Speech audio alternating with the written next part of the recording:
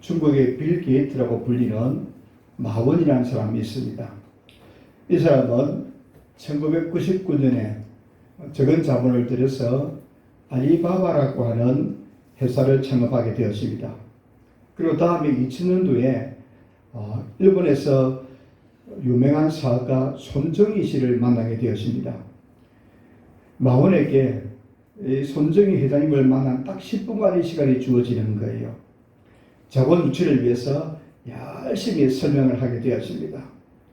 한 6분쯤 지났을 때 이 손정희 회장이 그 마원이라는 사람에게 그만하시오 됐다는 거예요. 그리고 하는 말이 내가 이 알리바바 회사에 투자를 하겠소라고 이야기하는 겁니다. 이렇게 해서 마원은 2천만 불, 우리나라 돈으로 한 230억 정도의 돈을 투자를 받게 되었습니다. 그리고 이 회사가 큰 기업이 되어지고 손정희 회장은 이 회사를 통해서 많은 유익을 얻었다라고 이야기합니다. 여러분 어떻게 생각합니까? 처음 본 이름 없는 사업가에 거액을 투자했다는 거예요. 이름 없는 사업가입니다. 그 회사는 약 30-40명 되는 직원을 두었던 중소기업, 시작한 지 얼마 안 되는 회사였어요. 다른 사람이 볼 때는 도박 같다라는 생각이 들 수 있는 일이기도 합니다. 그때 이 손정희 회장은 그때 일을 이렇게 해고하면서 이야기합니다. 내가 마원을 만났을 때 그 사람은 대단한 사업가도 아니었고 또 직원도 많이 두었던 사람이 아니었는데 그의 눈을 보니까 반짝반짝 빛나더라는 거예요. 그의 눈을 보니까 반짝반짝 빛나더라는 거예요. 그가 가진 열정을 보고 투자를 했다는 이야기입니다. 그래서 그 마음의 열정을 보고 마음껏 밀어주고 싶은 생각이 들어서 230억이라고 하는 어마어마한 돈을 투자를 하게 되었다라고 말씀해 주고 있습니다. 우리는 이 이야기를 들으면서 문득 이런 생각이 들게 되었습니다. 세상에서는 힘 있는 사람을 만나도 그 한 사람 때문에 성공하게 되었습니다. 그러면 신앙적인 면에서 하나님을 만나게 된다면, 전능하신 하나님을 만나게 된다면 그 삶이 얼마나 복 있는 삶이 되는가를 보여주는 거예요. 세상에서는 힘든 사람 한 사람을 만나도 그 인생이 달라지는데 전능하신 하나님께 잘 보게 된다면 얼마나 대단한 삶을 살게 될까, 이런 생각을 하게 되었습니다. 오늘 본문이 그와 같은 이야기를 해주고 있습니다. 오늘 본문에 한 중물병자가 나옵니다. 그는 예수님께 잘 보임으로 말미암아 평생 저주 속에 살아가야 되고 평생 고통 속에 살아가야 될 이 사람이 행복한 삶을 살게 되고 복 있는 삶을 살게 되었다는 거예요. 그 삶의 비결이 무엇일까? 예수님께 잘 보였더니 평생 중풍병자로서 고통과 고난 가운데 살아가야 되는 그가 예수님을 만남으로 인하여서 질병도 고침을 받고 영혼도 고침을 받고 평생 행복한 삶을 살았다는 이야기가 오늘 본문의 이야기라는 거예요. 그래서 오늘 이 본문을 통해서 누구든지 예수님에게 잘 보이기만 하면 복된 인생을 살 수 있다라고 하는 거예요. 예수님에게 잘 보이기만 하면 복된 인생을 살 수 있다라고 가르쳐주고 있습니다. 그러면 이 복 있는 삶을 사는 비결이 무엇일까? 오늘 본문을 통해서 몇 가지로 살펴보고자 합니다. 첫째로 예수님이 보시는 것은 무엇이라고요? 믿음. 예수님이 보시는 것은 믿음뿐이다. 우리 같이 합시다. 예수님이 보시는 것은 믿음뿐입니다. 오늘 본문을 보면 예수님이 주목하여 보시는 것이 무엇인가? 바로 믿음이라는 겁니다. 이 믿음만 있으면 얼마든지 예수님에게 잘 보여서 복된 삶이 된다라고 하는 것을 가르쳐주고 있습니다. 본문의 사건을 요약해 보면 이렇습니다. 예수님께서 가버나움의 어느 집에 들어가셨습니다. 그러자 예수님의 소문이 온 사방에 퍼졌습니다. 왜냐하면 예수님께서 마가복음 1장에 보면 각종 병자들을 고쳐주셨습니다. 불치병인 나병을 고쳐주셨습니다. 그러자 예수님의 소문이 가버나움 일대에 퍼지게 되는 거예요. 근데 한편 꼼짝을 못하고 있는 한 중풍병자가 있었습니다. 예수님의 소문을 듣고 예수님을 만나고 싶은데 혼자 갈 수 없는 상황인 거예요. 그래서 내 친구가, 내 사람이 이 중풍병자를 침상지에 메고 예수님께로 가게 되어집니다. 근데 예수님께 갔더니 예수님을 찾아온 사람들이 너무 많은 거예요. 무리들이 예수님이 계신 곳에 가득 차고 있는 거예요. 이 중풍병자를 예수님께 갈 수가 없는 겁니다.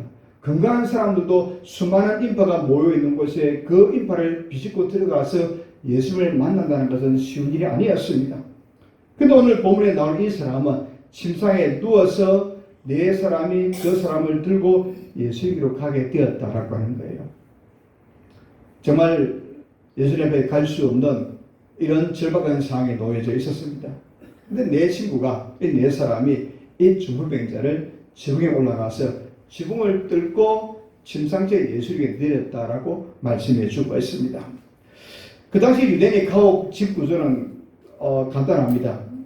이제 집을 기초를 세우고 집을 짓고 지붕은 갈대나 종나무 가지를 가지고 지붕을 얼기식기 얹고는 지붕을 바르고 기와를 얹고 그렇게 해서 마무리를 하게 되었습니다. 항상 옥상에 올라갈 수 있는, 지붕에 올라갈 수 있는 계단을 옆에 만드는 거예요. 이런 지붕으로 올라가서 기와를 걷어내고 이제 얼기석에 있는 갈대나 종나무 가지를 걷어내고 침상째 예수님께 이 중풍병자를 내려보냈다라고 말씀해 주고 있습니다. 오늘 사진을 보면 이 지붕을 뚫고 예수님께 내려보내는 장면입니다. 이때 예수님께서 어떤 반응을 보입니까? 예수님께서 그들의 믿음을 보시고 라고 말씀하시는 거예요. 오늘 이 중풍병자와 4명의 사람이 그 중풍병자를 예수님께 데려갈 수 없으니까 지붕을 뚫고 예수님께 오시는 것을 보고 예수님이 그들의 믿음을 보시고 라고 말씀해 주고 있습니다. 사실 이런 행동을 보면 여러분 한번 생각해 보십시오. 예수님의 말씀을 전하고 있는데 지붕을 뚫고 지붕에서 사람이 침상에 내려온다. 정말 말도 안 되는 상황이잖아요. 화를 내고 분노할 상황인데 주님이 어떻게 말씀합니까? 그들의 믿음을 보셨다라고 하는 겁니다. 하나님 아들이신 예수님은 사람의 외모를 보지 아니하고 속 중심을 보신다라고 말씀해 주고 있습니다.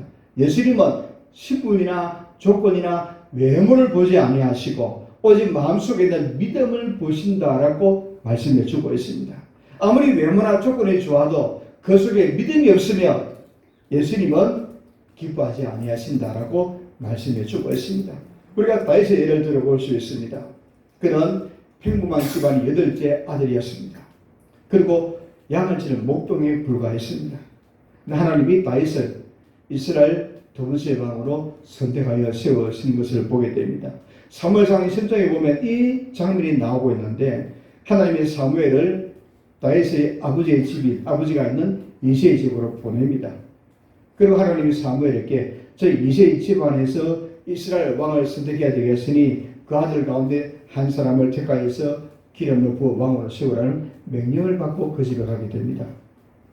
사무엘이 이새에게 그 말씀을 전하는 겁니다. 아들들을 다 데리고 가서 그 아들 가운데서 하나님이 원하시는 사람을 이스라엘 왕으로 기름 부어 세우겠다는 겁니다. 그래서 이 이새가 첫째 아들 장남을 사무엘 선지자에게 보였더니 사무엘 선지자가 보고 감탄하는 거예요. 이야, 멋진 남자다. 이스라엘 왕감이다. 이 정도 같으면 나라를 다스리는데 꼭 필요한 사람이라고 생각을 하고 하나님 이 장남에게 왕으로 세워야 되겠습니다라고 하는 순간 하나님이 이렇게 말씀하는 겁니다. 아니야, 내가 저를 버렸다는 거예요. 내가 저를 버렸다는 겁니다. 그리고 하나님이 이렇게 말씀합니다. 여호와께서 사무엘에게 이르시되 그의 용모와 키를 보지 말라.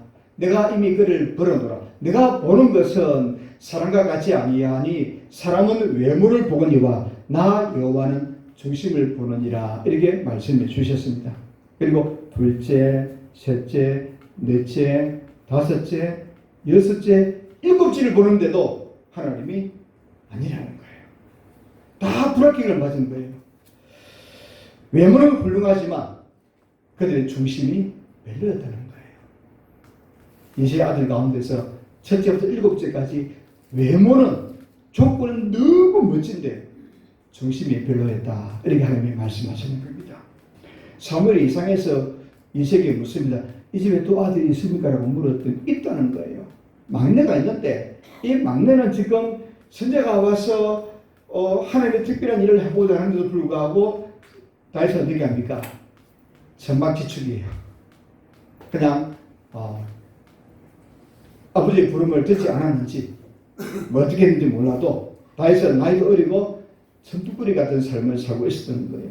행들은 근사하게 옷을 입고 하나님의 예배를 드리는 장소에 참석하였는데 이 다윗은 그냥 양들과 함께 허름한 옷을 입고 먼지와 땀이 범벅으로 있었고 막 옷은 양들을 치다 보니까 오물이 묻어서 있었을 거예요. 이런 다윗을 그 자리에 불렀습니다. 하나님 보시고 대단한 겁니다. 뭘 보셨습니까? 그의 중심을 보니까 대단한 거예요. 외모가 어떻습니까?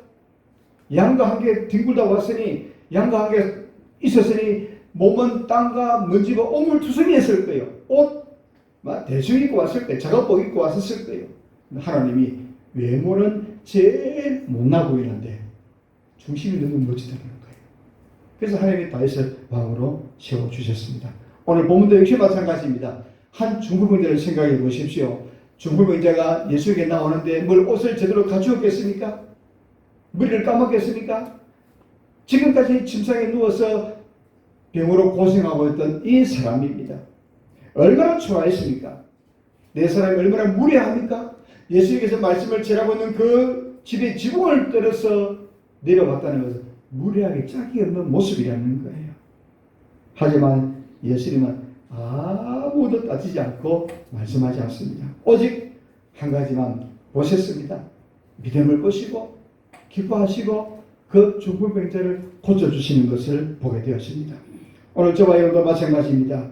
정말 예수님이 기뻐하는 사람이 되기를 원합니까? 그래야 하면 우리 마음 중심이 속사람을 잘 가꾸어야 한다는 거예요. 우리의 마음을 잘 가꾸어야 되는 거예요. 우리가 믿음의 사람으로 하나님이 우리의 믿음을 보시고 아름답게 볼 수 있고 좋게 볼 수 있고 기쁘게 볼 수 있는 속사람을 잘 가꾸는 우리 모두가 되시기를 바랍니다. 그 믿음 때문에 주님이 우리에게 관심을 기울이시고 우리를 살펴보시고 은혜를 주시는 복 있는 삶이 되어지기를 주님의 이름으로 축복합니다.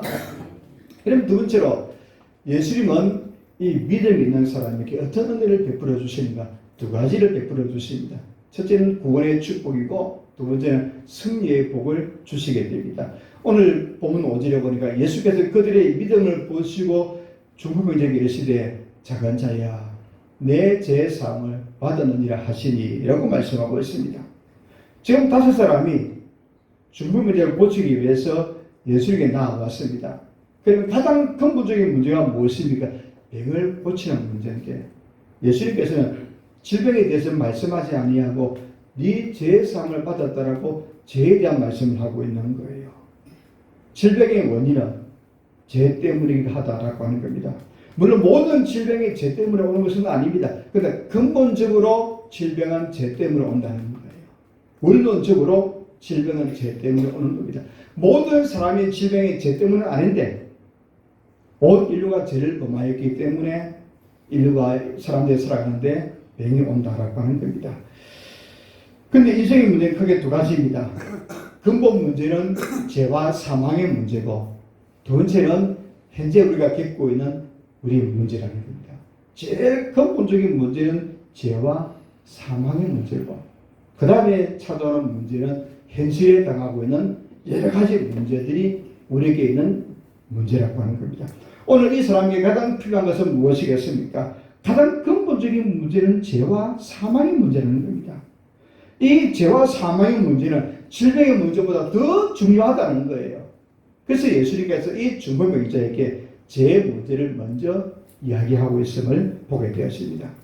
이 말씀을 듣고 있던 서기관이 속으로 생각하기를 저거 신성모독인데 라고 하는 거예요. 서기관. 이 서기관은 예수님을 따라다니면서 예수님의 잘못을 보고 징계하고 벌하고 이런 것을 위해서 따라다니면 아주 못된 사람이었어요.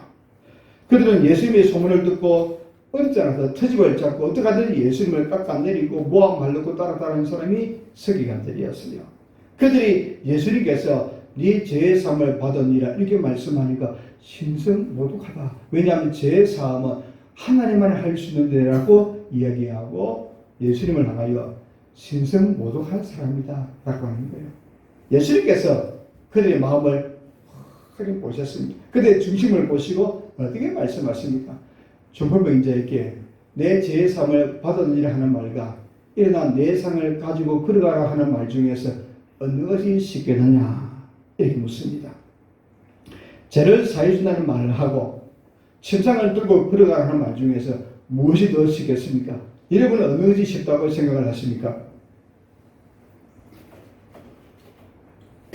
사람 편에서 예수님 편에서는 두 가지 다 쉬운 일인데 사람 편에서는 상을 들고 걸어가라는 이 말씀은 당장에 눈에 결과가 보이는 일이기 때문에 쉬운 일이 아니잖아요. 그러나 네 죄의 상을 받았느니라 말로 끝나는 거잖아요. 속이 문제잖아요. 마음의 문제잖아요. 그 눈에 안 보이도 네 죄가 사함받았다라고 충분히 말할 수가 있어요. 누구나 할 수 있는 일입니다. 그런데 이 중풍병에 누워있는 사람이 네 상을 들고 가라 이 말씀은 사람이 할 수 없는 아주 심각한 문제인 거예요. 근데 예수님께서 어떻게 합니까? 그 많은 사람들이 보는 앞에서 네 상을 들고 걸어가라 이렇게 말씀하시는 거예요. 11절 12절에 보니까 내가 네게 이르노니 일어나 네 상을 가지고 집으로 가라 하시니 그가 일어나고 상을 가지고 모든 사람 앞에서 나가거늘 그들이 다 놀라 하나님께 영광을 돌리면 이르되 우리가 이런 일을 도무지 보지 못하였다 하더라 이렇게 말씀해 주는 겁니다. 오늘 이 사건을 통해서 주님이 하고자 하는 일이 무엇입니까? 예수님이 하나님이라는 거예요. 예수님은 전능하신 하나님이라는 것을 보여주시는 거예요. 그리고 예수님은 사람의 근본적인 문제인 죄를 사해 주시는 권세도 있고 또 현재의 문제인 중풍병을 고치는 권세도 있다라고 하는 겁니다. 오늘 우리에게도 마찬가지입니다. 우리가 예수를 구주로 믿으면 구원의 문제를 해결받습니다. 또 현재 당하는 여러 가지 어려운 일들 속에서도 예수 그리스도 안에서 승리하며 살게 되는 것을 보게 되었습니다. 이렇게 믿음이 있으면 두 가지의 복을 받게 되는데 우리에게는 구원의 문제보다 더 큰 문제는 없다는 거예요. 세상에서 복의 은혜를 누리고 가진 거 다 가져도 구원받지 못하면 헛것인 거예요. 예수님께서 이렇게 말합니다. 사람이 만일 온 천을 얻고도 제 목숨을 잃으면 무엇이 유익하리요? 사람이 무엇을 주고 제 목숨과 바꾸겠느냐라고 말씀해 주셨어요. 아무리 많은 걸 가져도 죽으면 아무 소용이 없다는 겁니다. 오늘 본문에 나오는 중풍병자 예수 마찬가지입니다. 이 중풍병자가 예수님을 만나서 중풍병을 고침을 받아도 이 사람은 죽게 됩니다. 그러나 예수 그리스도를 말미암아 이 사람이 병을 고쳤는데 구원받지 못하고 영생을 얻지 못한다면 그가 병을 고침받은 일이 무슨 소용이 있겠습니까? 그래서 예수님께서 가장 먼저 죄사함을 받았다라고 선포하는 거예요. 예수님이 이 땅에 오신 이유가 무엇입니까? 에베소 1장 17절에 보니까 그의 피로 말미암아 속량 곧 죄사함을 받았느니라. 우리를 속량하기 위해서 우리를 구원하기 위해서 오신 분입니다. 로마서 6장 23절에 말씀하기를 죄의 사선 사망이요 하나님의 은사는 그리스도 예수 우리 주 안에 있는 영생이니라 이렇게 하셨습니다. 우리가 예수 그리스도를 만나서 영생 얻는 일이 가장 중요한 일입니다. 오늘 본문에 나오는 중풍병자에게 가장 중요한 문제는 구원받는 일이에요. 그러고 나서 병을 고침받는 일이 그의 삶에 필요한 것이라는 겁니다. 그리고 그가 예수 그리스도로 말미암아 구원의 은혜를 얻었습니다. 예수님을 통해서 중풍도 고쳤습니다. 평생을 살아가면서 어려운 일을 당할 때마다 어떻게 하겠습니까? 구원의 주님을 바라보시는 거예요. 그리고 그에게 병을 고쳐주신 현재의 문제를 해결하는 겁니다. 우리의 삶도 마찬가지입니다.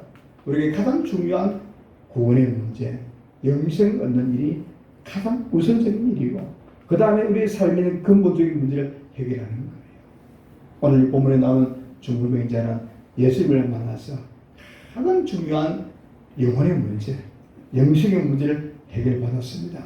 그리고 질병을 고침받는 문제도 해결받았습니다. 그리고 어려운 일을 당할 때마다 주님을 바라보면서 그 주님 때문에 승리의 삶을 살 수 있음을 보게 되었습니다.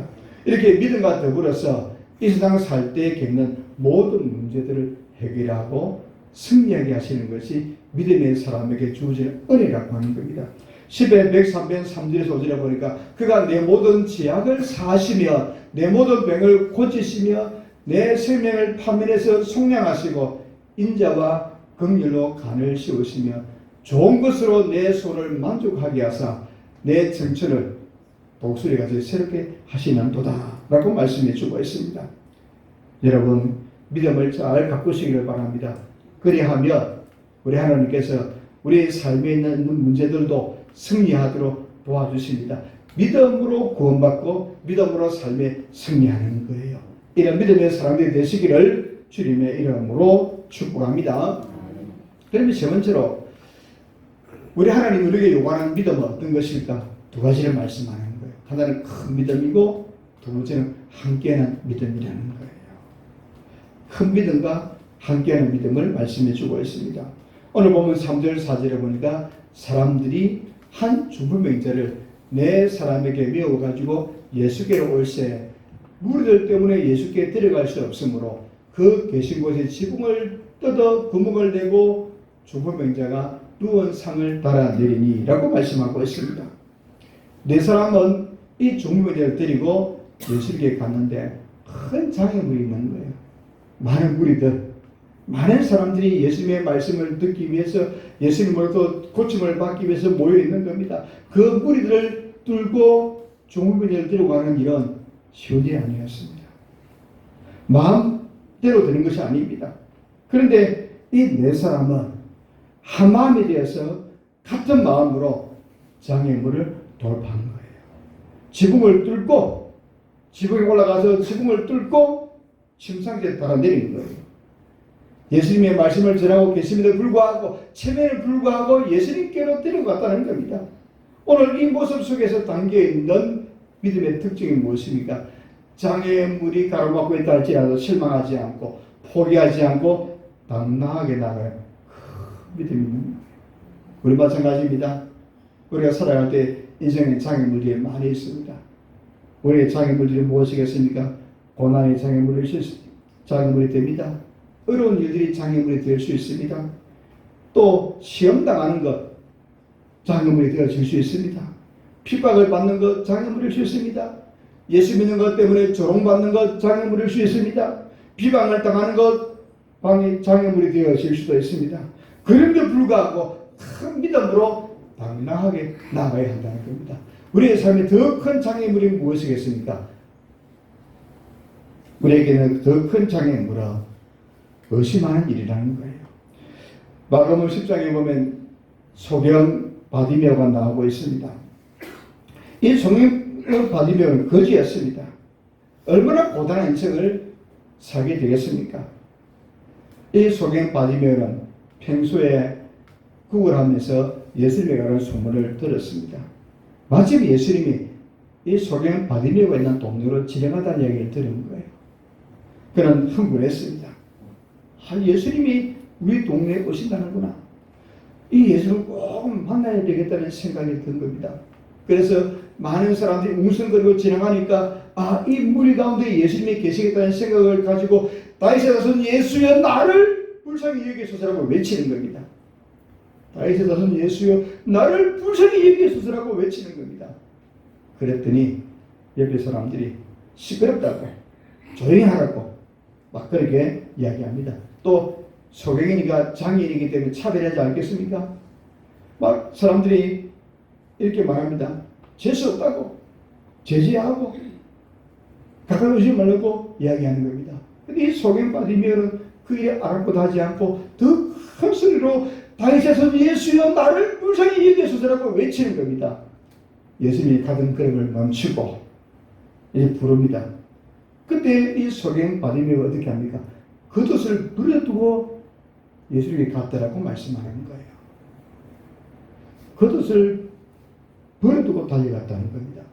잘 생각해 보십시오. 두 눈을 뜬 사람입니까? 소경입니까? 소경이 겉옷을 벗고 달려갔다는 것은 그 당시 겉옷은 이불도 되고 외투도 되고 재산 목록 1호입니다. 이 바디메오에게 재산 목록 1호가 겉옷인데 겉옷을 벗어두고 달려갔다는 겁니다. 달려간다는 것, 소경이 달려간다는 건 말이 되겠습니까? 안 되잖아요. 돌이 있는지 웅덩이가 있는지 위험한 상황임에도 불구하고 예수님께 달려갔다는 겁니다. 달려가다가 넘어지고 자빠질 수 있는 이런 위험 요소가 있어요. 큰 장애물이 있습니다. 어떻게 할까? 어떻게 할까? 나는 우리 소경이는 누가 나를 좀 데려가 달라고 외치지 않습니다. 소경이 받으면 예수님 오라 그러니까 그것을 벗어둔 채로 막 달려가는 겁니다. 두 눈이 이상한 사람이 아닙니다. 어떻게 되었습니까? 예수님께서 네 믿음이 너를 구원하였다라고 말씀하면서 소경의 눈을 뜨게 해주시는 거예요. 이 믿음을 칭찬하시고 고쳐주시는 거예요.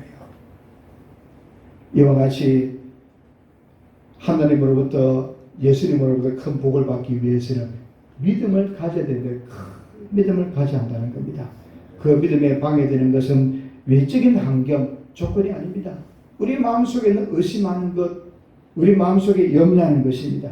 의심이나 염려가 있으면 우리 마음을 사로잡지 못하고 또 믿음이 줄어들고 기도도 하지 못하게 됩니다. 그래서 야고보서 1장 6절 7절에 보니까 어제 믿음으로 구하고 조금도 의심하지 말라. 의심하는 자는 마치 바람에 밀려 요동하는 바닷물개 같은 이런 사람은 무엇이든지 주께 얻기를 생각하지 말라라고 말씀하고 있습니다. 염려하는 것, 의심하는 것 무익하다는 거예요. 오늘 저와 여러분 마음속에 이런 의심이나 염려가 들면 다 버려야 됩니다. 어떤 여인이 있었어요. 이 여인은 가족력을 보니까 그 집에 부모들, 할아버지, 가족들이 암 환자가 많은 거예요. 이 여인이 생각하기를 야, 나도 암으로 걸려 죽지 않겠는가 생각을 하고 늘 염려하는 거예요. 그런데 이분이 70세에 폐렴으로 사망을 하게 되거든요. 그런데 평생 살아오면서 뭘 염려했습니까? 혹 암이 걸리지 않을까? 암이 걸리지 않을까? 배가 아파도 암, 기침이 나도 암, 뭐 조금만 더 암 하다가 염려하다가 인생을 보낸 거예요. 그런 사람이 많이 있습니다. 우리가 살다 보면 막 쓸데없는 염려, 의심 때문에 우리가 믿음을 잃어버릴 때가 있는 거예요. 그러므로 어떤 일이 있어도 담대하게 믿음으로 살아갈 수 있는 우리가 되어야 됩니다. 우리 한국 기독교 초창기에 최봉성 목사님이라는 분이 계십니다. 별명이 최건능 목사님입니다. 이분은 예수천당이라는 이 두 문장을 가지고 예수천당이라는 이 단어를 가지고 복음을 전했습니다. 이분이 늦게 신학을 해서 평양신학에 가서 공부를 하는데 교회에서는 조사, 요즘 말하면 전사로 생기고 있었습니다. 졸업할 시기가 지났음에도 불구하고 졸업을 못하는 거예요. 왜냐하면 늘 시간만 나면 예수천당하고 복음을 전하고 다니다 보니까 신학 공부를 못한 거예요. 그래서 점수가 안 나오니까 학교에서 졸업을 안 시키는 거예요. 한 해, 두 해 가다 보니까 교회에서 우리 전사님 이상하다 하는 거예요. 그래서 이분이 하도 졸업을 못하면 안 될 것 같아서 신학교를 찾아간 거예요. 마침 찾아갔더니 교수님 회의를 하고 있는 거예요. 그래서 방문을 열고 들어가서 이제 교수들이 많이 모여 있으니까 이 최건능 목사님이 자기가 온 목적이 있잖아요. 그러면서 교수님에게 드릴 말씀이 있는데 나 여기 먼저 기도해야 되겠습니까? 라고 물었더니 교수님들이 기도하라고 하는 거예요. 그래서 이분이 기도하기를 하나님 아버지 감사합니다. 부족한 죄인을 불러서 예수 믿게 하시고 신학교에 와서 공부하게 하시고 목사 되게 하시니 감사합니다. 공부만 잘해서 목사가 됩니까? 하나님의 종은 열심히 기도하고 전도해야 하는데 저는 기도하고 전도하다가 공부를 못했습니다. 그러니 교수님들이 나에게 졸업장을 주어서 나도 목사가 되는 길을 열어 주옵소서. 주실 줄 믿고 감사하며 예수님의 이름으로 기도합니다. 아멘 한 거예요. 그래서 교수님이 다 어떻게 얘기했어요? 아멘 했어요. 그리고 이 최근능 목사님이 그때 당시 교장이 마페 교장님인데 교장님 졸업증 주세요라고 하는 거예요. 뭔 소리 하냐고. 당신은 합격이 안 돼, 점수가 안 되니까 1년을 더 해야 되겠다는 거예요. 아니 교장님 좀 전에 내가 졸업장을 줄 줄 믿습니다라고 했더니 아멘 했죠. 교수님이 거짓말 하면 됩니까? 그랬다는 거예요. 아니 그랬더니 마지못해 졸업장을 주었어. 목사가 되었다는 예의가 있습니다. 우스개 같은 이야기지만 담대하고 큰 믿음으로 나아가야 한다는 것을 보여주는 겁니다. 우리가 주님 앞에 나가서 큰 믿음으로 나아가면 하나님이 우리에게 제사함을 주시고 승리의 복을 주실 줄 믿으시기를 바랍니다. 또 하나는 함께하는 믿음을 가졌다라고 하는 거예요. 함께하는 믿음. 내가 큰 믿음을 가져야 되겠고, 두 번째는 함께하는 믿음을 가져야 한다는 겁니다. 구원은 내 믿음으로 구원받습니다. 구원은 다른 사람의 믿음으로 되는 것은 아닙니다. 내가 믿는다고 내 가족의 내 친구가 구원받는 것은 아닙니다. 이런 이야기가 있어요. 물론 지어낸 이야기겠지만 한 남자가 죽어서 천국문에 당도를 했어요. 천사가 천국에 못 들어간다는 겁니다. 이유는 믿음을 확인해 봐야 되겠다는 겁니다. 이분이 그 자기를 가로막고 있는 천사에게 이렇게 이야기하는 겁니다. 천사님 보세요. 나는 교회를 안 갔지만 내 아내가 내 대신 교회를 갔습니다. 대타로 갔다는 겁니다. 나는 못 가지만 여보 당신 내 대신 가서 예배를 잘 드리고 오세요. 대타로 보냈다는 거예요. 천사가 이렇게 이야기하는 겁니다. 아 그래요. 당신 아내만 대표로 천국에 들어가고 당신은 다른 데서 알아보시오라고 했다는 이야기예요. 구원은 내 믿음으로 얻는 겁니다. 구원은 대표로 얻는 것은 아닙니다. 그런데 승리의 축복은 다른 사람의 믿음으로 승리의 복을 얻을 수 있다라고 하는 거예요. 이게 다르다는 거예요. 구원은 내 믿음으로 얻지만 승리의 복은 하나님의 도우심은 다른 사람의 믿음으로도 충분히 가능하다는 거예요. 예를 들면 마가복음 5장에 야이로의 딸에 관한 이야기가 나오고 있어요. 이 야이로가 예수님을 찾아와서 자기 집에 신방을 왔다는 거예요. 지금 자기 딸이 죽게 되었으니 예수님이 우리 집에 오셔서 손을 얹고 기도해 주시면 이 딸이 낫겠습니다라고 예수님이 간청하는 겁니다. 예수님께서 그 야이로의 집에 오다가 도중에 지체하였어요. 그랬더니 야이로의 집에서 사람이 와서 하는 이야기가 당신의 딸이 죽었다는 거예요. 살았을 때 뭘 할 수 있을 줄 알고 야이로는 예수님께 우리 딸이 죽었으니 이제는 주님 오실 필요가 없습니다라고 이야기합니다. 그때 예수님께서 하신 말씀이 예수께서 그 하는 말을 들으시고 해당자에게 계시되 두려워하지 말고 믿기만 하라 이렇게 하셨습니다. 그리고 예수님이 그 집에 가서 야이로의 딸을 살려주시는 거예요. 누구 때문에 살았습니까? 아버지의 믿음으로 산 거예요. 아버지의 믿음으로 산 겁니다. 이래서 함께하는 믿음이 참 중요하다라고 하는 겁니다. 오늘 본문에 나온 네 사람 이름도 없어요. 누군지 몰라요. 가족인지 친구인지 이웃 사람인지 모르는 사람인지 어쨌든 고마운 사람들이에요. 이 중국인의 본인의 믿음도 중요하지만 그들과 함께된 4명 그 4사람의 믿음이 중국인을 살렸다는 거예요. 함께하는 믿음이 중요합니다.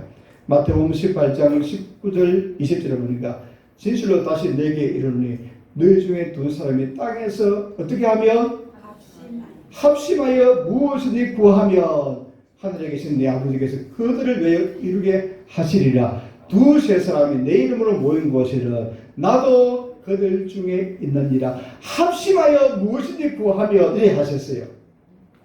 합심하여 구하며. 여러분 개인의 믿음도 참 중요합니다.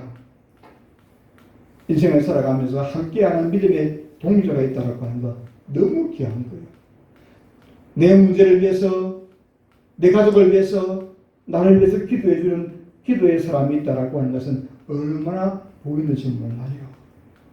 그래서 우리는 기도할 때 친구끼리 가족끼리 성도들끼리 같은 믿음을 가지고 연합하여 기도하는 일이 얼마나 아름다운지 몰라요. 연합하는 믿음. 여러분 신앙생활 어떻게 생각하면 참 어렵습니다. 힘들기도 합니다. 그러나 생각해보면 참 쉬운 길이 있습니다.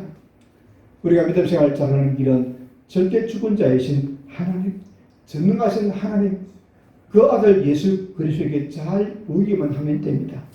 예수님이 보신 것은 무엇입니까? 믿음뿐이라고 말씀했습니다.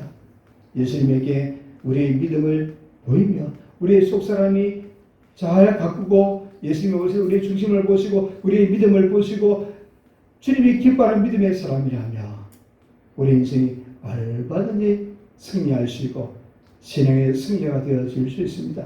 마음을 잘 가꾸시기를 바랍니다. 믿음을 잘 가꾸시기를 바랍니다. 큰 믿음의 사람들이 되시기를 바랍니다. 그래서 예수 그리스도로 말미암아 구원의 복을 받고 승리의 복을 받는 저와 여러분 되기를 주님의 이름으로 축복합니다.